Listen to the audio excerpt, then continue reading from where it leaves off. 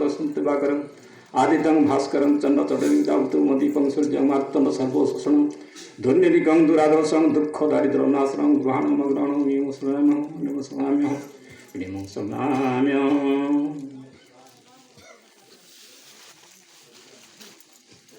सीताराममय सबको जाने प्रणाम करूँ जोरी जुग पानी।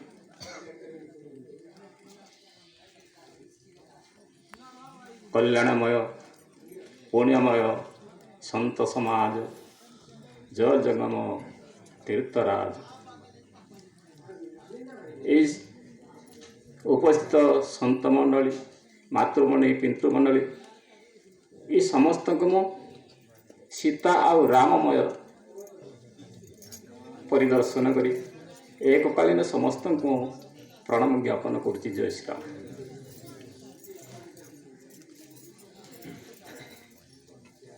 एवं जो देवसरागा कहते एणे तेणे कथा हेबा द्वारा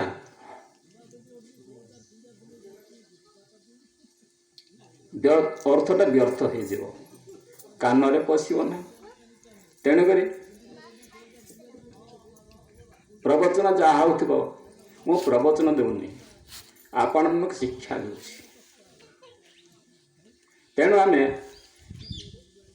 एक लय एक ध्यान रे शुणिले ही सार्थक हम ना अर्थ सब व्यर्थ हो। मंगलमय संत समाज जय जंगम तीर्थराज। शास्त्र कहूचे यही संत समाज हूँ पवित्र प्रयागराज गंगार धार। आपण मैंने आसिकिना ही संत समाज रे पवित्र गंगार धार रे स्नान संतन कले समस्ते पवित्रता लाभ पाइबे। आउ एणे तेणे बोलिले ए गंगार धार रे संतरण कले एणे तेणे बोलिले आसीथिबाटा विफल हो जिवो अर्थ व्यर्थ हो जिवो। एणु मु कहे ए संत समाज पवित्र समाज ए पवित्र आउ प्रयागराजर गंगार धार। एणु मु पवित्र गंगार धार रे स्नान तर्पण करी मु आदिर मकर संक्रांति विषय आरंभ करुछि। ई मकर संक्रांति विषय किए क्या कही से विषय आम आलोचना करवा। धीर पानी पत्र काटे आम धीर स्थिर रे आरंभ करवा। गला कि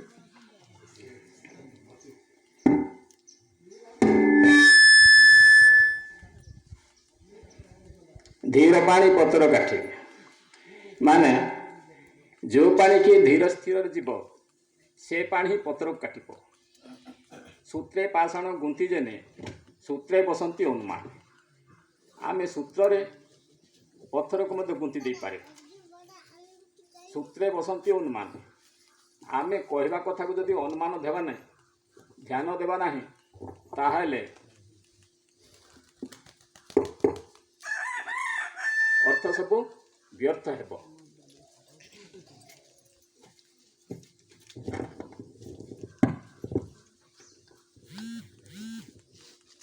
एणु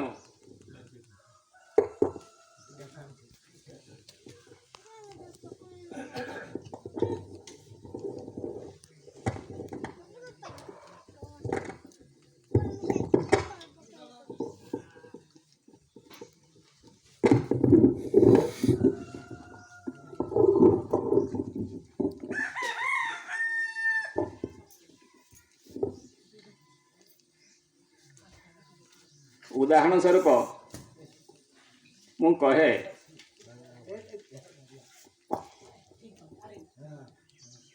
धान बुणवा पूर्वर आम जमी चारिपटे हुड़ाटे देखुचे हुड़ा ठीक देखला पर ही धान बुणा जाए। जदि हुड़ा ठीक न थाए धान कियारू पानी बाहर पड़ जाव न तो बाहर पानी भीतर को पशि आसब धान विहन नष्ट हो। तेणु आम ए ज्ञान धान बुणवा पूर्वर हुड़ा को देखा पड़ो से हुड़ा कौन ଚାରି ବେଦ ଷୋଡ଼ଶାସ୍ତ୍ର ନବ ବ୍ୟାକରଣ। ଏ ଧାନ ଧର୍ମ ବିହନ ଜ୍ଞାନ ବିହନ ବୁଣିବା ପୂର୍ବରୁ ଆମେ ଚାରି ବେଦ ଷୋଡ଼ଶାସ୍ତ୍ର ନବ ବ୍ୟାକରଣ ଠିକ୍ କରିବାକୁ ପଡ଼ିବ। ଚାରି ବେଦ କ'ଣ? ଋଗ୍ ଯଜୁଃ ସାମ ଅଥର୍ବ। ଋଗ୍ ବେଦ ଯେ ମୁଖ, ସାମ ବେଦ ଯେ ନାସା, ଯଜୁର୍ବେଦ ସେ ଚକ୍ଷୁ, ଅଥର୍ବେଦ ସେ କାନ। ଆମର ଯଦି ବେଦ ପଢ଼ିବା ପାଇଁ ହେଲେ ଏ ଚାରିଟି ଯାକ ସ୍ଥାନ, ଚାରି ଯାକ ବେଦ ଠିକ୍ ଥିବାର ଅଛି। ଆଖି ନଥିବ ଦେଖିବା ପାଇଁ, କାନ ନଥିବ ଶୁଣିବା ପାଇଁ, ମୁଖ ନଥିବ କୀର୍ତ୍ତନ କରିବା ପାଇଁ, ତାହେଲେ ବେଦ ପଢ଼ିବାଟା ହେବ ନାହିଁ। ତେଣୁକରି ଆଗ ଏଇ ଧର୍ମ ବିହନ ଜ୍ଞାନ ବିହନ ବୁଣିବାରୁ ଆଖି କାନ ନାକ ମୁଖ ସବୁ ଠିକ୍ କରିବାକୁ ପଡ଼ିବ। ଏ ହେଉଛି ଚାରି ବେଦ। ଷୋଡ଼ଶାସ୍ତ୍ର। ଷୋଡ଼ଶାସ୍ତ୍ର କ'ଣ? ଛନ୍ଦ, କଳ୍ପ, ଜ୍ୟୋତିଷ, ନିରୁକ୍ତି, ଶିକ୍ଷା, ବ୍ୟାକରଣ। ଏ ହେଉଛି 6। ଛନ୍ଦ ବୋଲେ ପାଦ, କଳ୍ପ ଯେ ହାତ, ଆଉ ଜ୍ୟୋତିଷ ଯେ ଚକ୍ଷୁ, ନିରୁକ୍ତି ଯେ କାନ, ଶିକ୍ଷା ଯେ ବ୍ୟାକରଣ, ଶିକ୍ଷା ଯେ ନାସା, ଆଉ ବ୍ୟାକରଣ ଯେ ମୁଖ। ଏଇ 6ଟି ଜିନିଷ ଷୋଡ଼ଶାସ୍ତ୍ର, ଏଇ 6ଟି ଜିନିଷ ମଧ୍ୟ ଆମର ଠିକ୍ ନାହିଁ ବୋଲେ ଆମେ ପ୍ରବଚନ ଦେବାଟା, ଶିକ୍ଷା ଦେବାଟା ବୃଥା ହେଇଯିବ, ବ୍ୟର୍ଥ ହେଇଯିବ। ଚାରି ବେଦ ଷୋଡ଼ଶାସ୍ତ୍ର ନବ ବ୍ୟାକରଣ, 9ଟି ଜିନିଷ। ଏଇ ବ୍ୟବହାରକ ଦ୍ୱାର ଇରାକ। ମୁଖ 1, ନାସାପୁଡ଼ା 2, ଆଖି 2 କେତେ ହେଲା? 5, କାନ 2 7, ଲିଙ୍ଗ 1 8, ଗୁହ୍ୟ 1 9। ଏଇ ନବ ଦ୍ୱାର ହେଉଛି ବ୍ୟବହାର ଦ୍ୱାର, ଯାକୁ ବ୍ୟାକରଣ କୁହାଯାଏ। ଯେ ବ୍ୟାକରଣ ଅର୍ଥ ବ୍ୟବହାର ଶବ୍ଦ। ତେଣୁ ଏଇ ବ୍ୟବହାର ଶବ୍ଦ ଯଦି ଆମର ନଥିବ, କେବେ ଏ ପୁରାଣ ଶାସ୍ତ୍ର ଶ୍ରବଣ କରିହେବ ନାହିଁ। ତେଣୁ ଆମେ ଏ ବେଦ ଶାସ୍ତ୍ର ଶୁଣିବା ପୂର୍ବରୁ, ବିଷୟବସ୍ତୁ ଶୁଣିବା ପୂର୍ବରୁ ଏ ଯାକ ସବୁ ଠିକ୍ କରିବାକୁ ପଡ଼ିବ, ନହେଲେ ହେବନି। ତେଣୁ ଆଗ ସତର୍କ ଦିଆହେଲା, ବୁଝିଲ? ଏଇଟାକୁ ସବୁ ଠିକ୍। ଇଆଡ଼େ ସିଆଡ଼େ ଅନାଇଲେ ହେବ ନାହିଁ।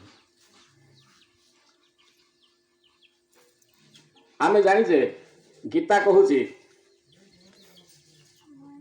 ବିଷ୍ଣୁଙ୍କର 10 ରାଣୀ, କିନ୍ତୁ ମୁଁ 3 ରାଣୀ କଥା କହିବି। ଗୀତାରେ ଲେଖା ହେଇଛି ବିଷ୍ଣୁଙ୍କର 3 ରାଣୀ। ପାଦରେ ଯେଉଁ ରାଣୀ ବାହାରିଲା, ଯେଉଁ କନ୍ୟା ବାହାରିଲା, ସେ ହେଉଛି କଳକଳ ନାଦିନୀ ଗଙ୍ଗା। ଏ ଭକ୍ତମାନଙ୍କୁ ପରିତ୍ରାଣ କରିବା ପାଇଁ ଆଉ ମୁକ୍ତି ଦେବା ପାଇଁ ସିଏ ପାଦ ରୂପେ ହେଇଛନ୍ତି। ମୁଖରୁ ଯେଉଁ କନ୍ୟା ବାହାରିଲା, ସେ ହେଉଛି ସର୍ବଶକ୍ତିମୟୀ ଶକ୍ତିଦାତା ଗୀତା।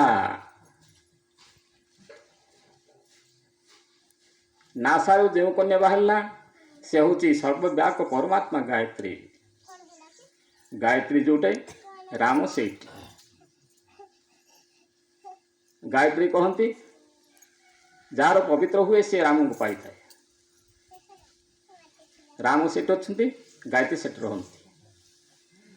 ଏ ହେଉଛି ବିଷ୍ଣୁଙ୍କ 3 କନ୍ୟା। କ'ଣ କ'ଣ? ଗୀତା, ଗୀତା, ଗଙ୍ଗା, ଗୀତା, ଗାୟତ୍ରୀ। ବଳବ୍ରହ୍ମାଦି ମୁକ୍ତିଦାତ୍ରୀ। ଯେଉଁ ସ୍ଥାନରେ ଗଙ୍ଗା ଅଛି, ଗୀତା ଅଛି, ଗାୟତ୍ରୀ ଅଛନ୍ତି, ଏ ହେଉଛି ବଳବ୍ରହ୍ମାଦି ମୁକ୍ତିଦାତ୍ରୀ। ଏ 3 କନ୍ୟା ଯାହାଙ୍କ ଦେହରେ ଅଛି ସେ ସବୁ ମୁକ୍ତି ପାଇବା ସୁନିଶ୍ଚିତ।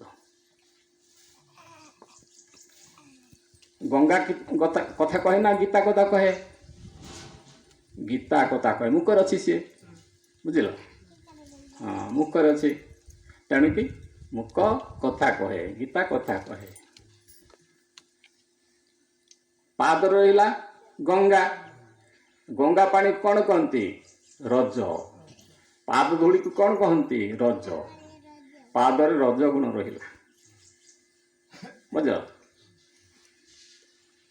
ମୁଖରେ ହଁ ହାତରେ କ'ଣ ରହିଲା କର୍ମର ଗୁଣ ହାତ କର୍ମ କରେ ମୁଖରେ ରହିଲା ତମ ଗୁଣ କାହିଁକି ତମ ଗୁଣ ରହିଲା ଇଏ ସବୁ ଅପଦାର୍ଥ ଗୁଡ଼ ଖାଏ ମାଛ ଖାଏ ମାଂସ ଖାଏ ମଦ ଖାଏ ନାଶ ଖାଏ ବିଡ଼ି ଖାଏ ଏବଂ ମିଛ କଥା ନ କହେ ବେଶୀ ତେଣୁ ମୁଖରେ ରହିଲା ତମ ଗୁଣ କେମିତି ମିଛ କହେ ଗୋଟେ କଥା କହିବା ଆଉ ସମସ୍ତେ ତ ଏମିତି ମିଛ କହିବେନି ନା କିନ୍ତୁ ସମସ୍ତର ପାଟି ମିଛ କହେ